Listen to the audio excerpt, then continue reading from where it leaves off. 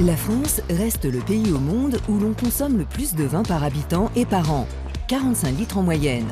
Pourtant, ce chiffre ne cesse de décroître depuis les années 60.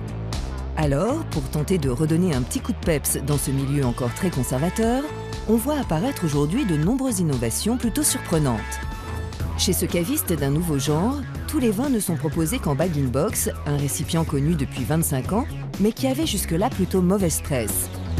Ce contenant-là a beaucoup de vertus, mais jusque-là, il était plutôt utilisé par les vignerons et les industriels du vin, on va dire, pour mettre du vin, pour être gentil, de qualité moyenne ou de qualité industrielle. Et notre idée, c'est de revaloriser ce contenant qui a plein de vertus en mettant dedans du vin de très bonne qualité, voire des vins exceptionnels. Car contrairement au traditionnel cubi, utilisé autrefois pour acheter du vin en vrac avant de le mettre en bouteille, la poche souple du bag-in-box se rétracte au fur et à mesure qu'on tire le vin pour éviter que l'air ne rentre à l'intérieur et ne l'abîme. On peut ainsi garder des vins haut de gamme 2 à 3 mois sans problème. Voilà.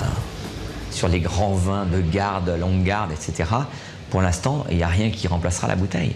Par contre, dans la consommation au quotidien, la consommation de fêtes où on est nombreux et on ne veut pas dépenser beaucoup d'argent, mais quand même boire bon, je crois que c'est l'outil, c'est vraiment le contenant idéal.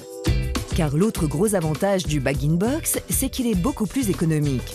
Le vin coûte 25 à 30% de moins qu'en bouteille.